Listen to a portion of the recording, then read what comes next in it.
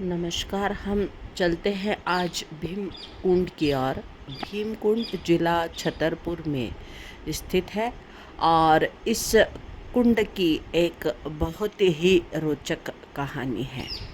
आइए हमें इस कुंड को घुमा रही हैं डॉक्टर किरण लता केरकेटा। वो दिखा रही हैं कि यहाँ पर यह लक्ष्मी नारायण जी का मंदिर है और साथ ही में यहाँ वैष्णो देवी जी विराजित है ऊपर की ओर। और आसपास बड़ा सुंदर प्राकृतिक मनोरम दृश्य है। और यहीं पर जाने पर शिव जी के भी मंदिर हैं।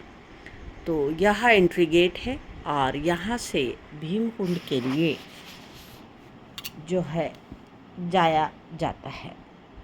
इन सीढ़ियों से उतरकर जब हम भीमकुंड की ओर प्रवेश करते हैं ये अज्ञातवास तब का है। अज्ञातवास में जब पांडव लोग वनवास में थे तो ये द्रौपदी को प्यास लगी थी। तो ये द्रौपदी ने भीम से कहा कि हमको प्यास लगी। तो फिर भीम ने नकुल से कहा, नकुल जानते थे पानी के संबंध में, तो नकुल थोड़ी दूर तक जंगल में चले। कहा भीम पानी तो है लेकिन हो इतनी गहराई में। तो फिर भीम को क्रोध आ गया। क्रोध में उन्होंने अपना गधा का प्रहार करके पाताल फूंक दिया, पानी निकल आया। अब भीम कहने लगे पानी तो निकल आया लेकिन अब पिएंगे कैसे, रास्ता नहीं थी। तो अर्जुन ने अपना तीर मार के रास्ता बनाया। फिर जाकर के उन्होंने जलपान किया, कुछ दिन रुके रहे, चले गए, पानी पीना था। फिर बाद में राजा महाराजों ने निर्माण सीढ़ियाँ वगैरह, शिव जी का मंदिर और बिहारी जी और लक्ष्मी नारायण, हनुमान जी, वैष्णो देवी ऊपर पहाड़ पे हैं। और धीरे धीरे प्रचार हो गया। मेला भरता है मकर संक्रांति में। हजारों लाखों श्रद्धालु स्नान करते हैं लेकिन पानी कभी खराब नहीं होता है और पानी बिल्कुल निर्मल है, ना कभी ख़राब होता है। वन बाटल लोग भरे सालों रखे रहे, कीड़े नहीं पड़ते हैं। जैसे अपन वहाँ से प्रयागराज से ले आते हैं उसी तरह भीम कुंड का जल भी रखा रहता है, कीड़े नहीं पड़ते हैं। जैसे कहीं भी आपदा या कुछ होता है तो जैसे 2004 में सुनामी आई थी, उस समय यहाँ 6:15 से 6:45 आधा घंटे तक इसमें 10-10, 15-15 फुट की लहरें आती थी। उसमें बड़ा अचंभा लगा है क्या हुआ है। कुछ देर बाद समाचारों पर पता लगा सुनामी लहरें आई हैं। जैसे अभी नेपाल में भूकंप आया था तो भी इसमें 3-3, 4-4 फुट की लहरें आती थी। इंडोनेशिया में भूकंप आया था तो भी इसमें 3-3 फुट की लहरें आती थी। उसमें बड़ा अचंभा लगा कि क्या हो रहा है। तो कुछ मैंने मीडिया वालों को कॉल भी किया तो उनसे पूछा कि क्यों भैया कहीं भूकंप आया, तो उन्होंने बता दिया कि पंडित जी कहीं कुछ नहीं हुआ है। लेकिन 10 मिनट बाद उनका फ़ोन आ जाता है कि जापान में भूकंप आया है या कहीं आया है, तो यहाँ 10 मिनट पहले संकेत दे देता है। जैसे मतलब अभी आपका ये कहना है कि ये बहुत ही पवित्र स्थान है, कोई भी आपदा आने पर यहाँ पर संकेत मिलते हैं। और जैसे अभी डिस्कवरी टीम आई थी जर्मनी से, तो 600 मीटर तक वो लोग पहुँच पाए हैं। 600 मीटर के नीचे अंदर बहुत फ्लो है, अंदर स्पीड से पानी का बहाव है और 3-3, 4-4 क्विंटल की मछली मिली है उनको।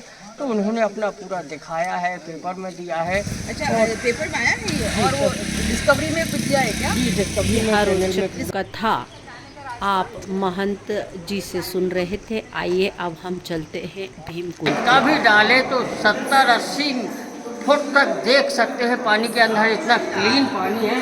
और आइए देखिए थोड़ा और अंदर, तो उतार दो। आइए थोड़ा।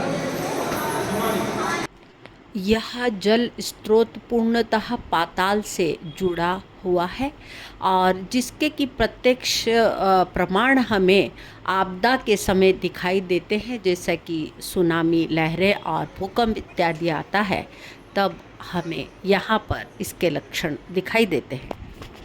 साथ ही यहाँ पर परिसर में संस्कृत का विद्यालय संचालित होता है, जिसमें अलग अलग स्थानों से आकर विद्यार्थी संस्कृत में अध्यापन का कार्य सीखते हैं। यहाँ पर विद्यार्थी कर्मकांड के साथ साथ श्रीमद् भागवत गीता और संस्कृत के जितने भी ग्रंथ हैं उनका अध्ययन का कार्य पूर्णतः सीख कर एक अच्छे संस्कृत वेता बनते हैं। और यहाँ बड़ा ही सुंदर, पावन और मनोरम स्थल है। हमें इस स्थल पर भ्रमण कराया IPS अधिकारी डॉक्टर किरण लता केरकेटा जी के द्वारा। और एक बार हमें ज़रूर भीमकुंड जाकर महाभारत की इस रोचक कहानी के प्रत्यक्ष प्रमाण देखना चाहिए कि यह कितना सुंदर और मनोरम स्थल है। देखिए आप, जो हम एक बात करते हैं कि भीम ने गदा मारी थी और ये गदा यहाँ से मारी उन्होंने और यहाँ पूरी ज़मीन में एक गड्ढा हो गया और जल का स्रोत निकल कर आ गया। जब मार्ग नहीं मिला तब अर्जुन ने एक तीर चलाकर यहाँ तक पहुँचने का मार्ग जो है बनाया था और उन लोगों ने तब यहाँ पर जलपान किया था। यह रोचक और पावन स्थल पर लोग स्नान करके अपने आप को पवित्र महसूस करते। एक बार ज़रूर आप आए।